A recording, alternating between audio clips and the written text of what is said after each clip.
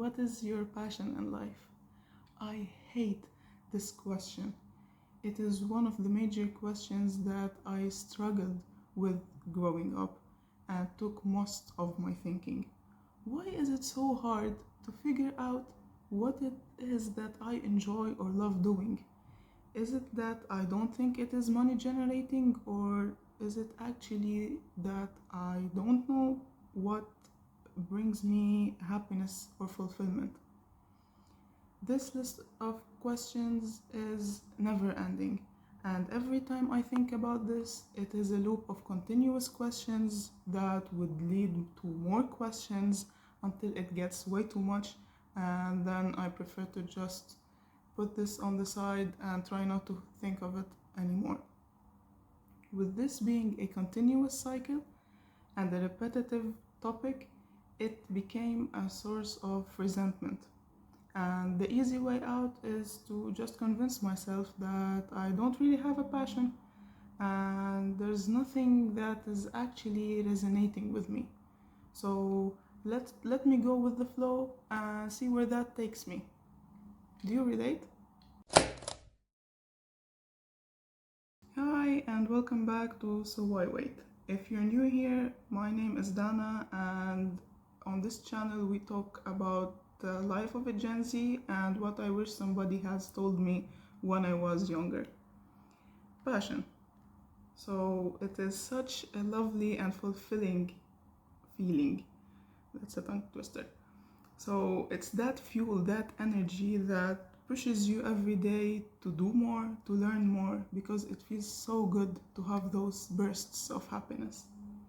However, when you put it in a context of navigating your life in its direction, it becomes a very heavy concept and a goal that seems unattainable because the stress it creates to figure it out can wash away that gratification it might bring, because how on earth am I going to find it?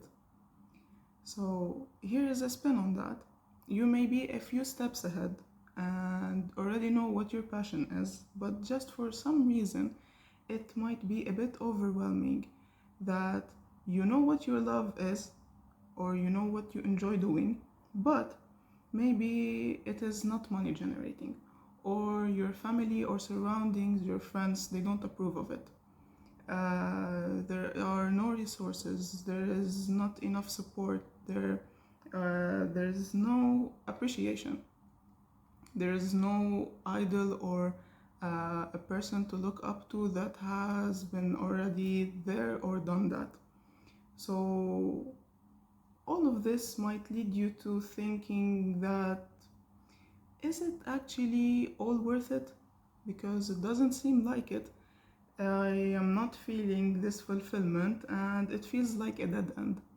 So maybe doing something that is more like the norm or something else that is more available is easier and less energy consuming. Okay, relatable. So what now? Here is what might work for you, because after being in this whirlpool myself for about 15 years, I can finally say that I found my answer. So I realized two things. By being so focused on what my passion is and what my purpose in life would be, I directed my life in a way that finding my passion is the goal, like it is the reward or the ultimate purpose. What I mean by that is that I put all possible life experiences that I should have been going through in that age on hold and prioritized this concept. I didn't notice that I was missing on life and what it has to offer by being so fixated on this thought. So it took me so many years to get my head out of my let's say to get my head out of a lettuce and realize that my passion is supposed to be one of my motivators, my tools to live a better way. It was never meant to take this much of my time thinking about it. It was never meant to be the end goal. It is supposed to be my fuel, never my destination. Second is trying to search for my passion almost out of desperation. It never seemed to me that it would appear or surface in any direction. Then it hit me. What if my passion is not this one big idea or love for a particular thing? What if instead of having this one major passion, I have multiple smaller passions that combined together bring me more happiness than I ever thought achievable? And like a dam that has been closed my entire life, just like that, it was flood open with these interests that like made so much more sense to me than confining myself to just one thing that might not always be something I'm in the mood for. No wonder why, when I was trying to choose one of them, I felt like there is always something missing or lacking. Because I have interests that don't necessarily mesh well together in one specific role. So, for example, how can I combine these things that I'm going to mention into one thing? I love basketball and it makes me really happy playing it. Hearing that sound when you do like a good shot and then you hear that swish, it's chef's kiss. I love that.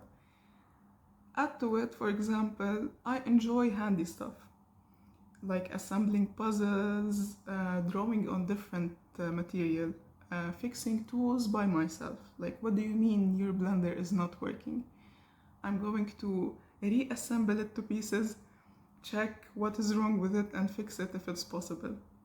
I guess definitely I got this from my father, watching him fix things when I was younger.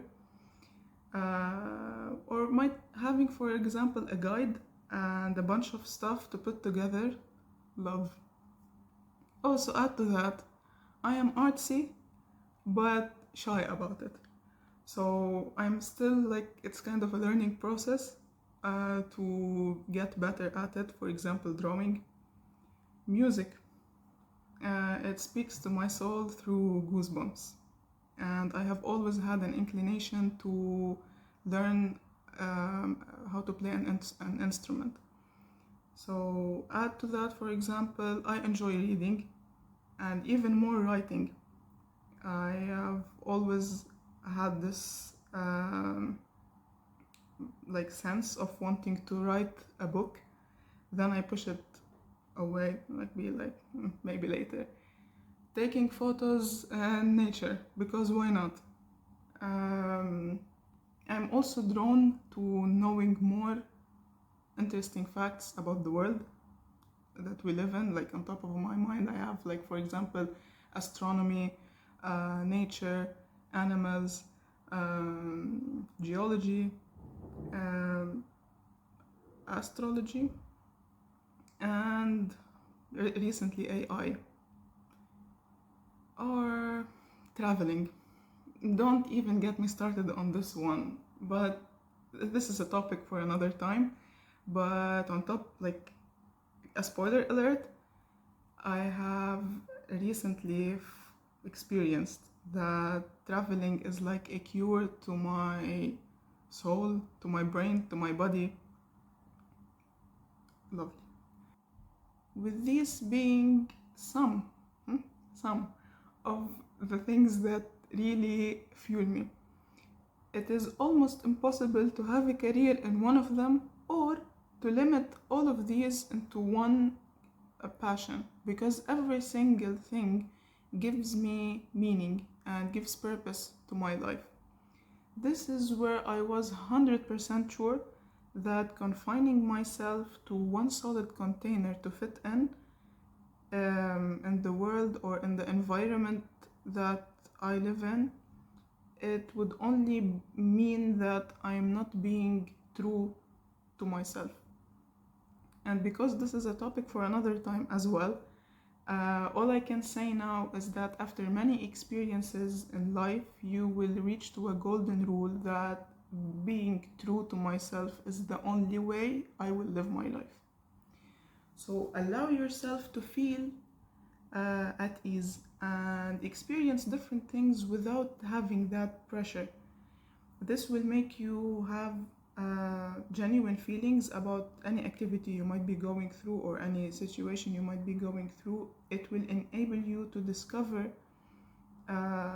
things about yourself that you won't necessarily think about or experience if you have not been trying stuff out. So let us live now, try stuff now, and worry later about how to make sense of it. Because without these experiences, to begin with, you will lack that foundation that you will use later to build your life on.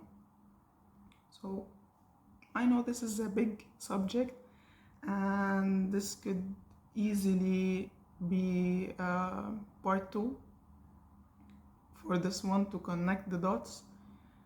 What do you think? So this is our video for this week. I hope you enjoyed it. Did it relate to you? And if you had a different approach, please let us know in the comments. Who knows how many people you'll help navigate their way into figuring what speaks to their life experiences.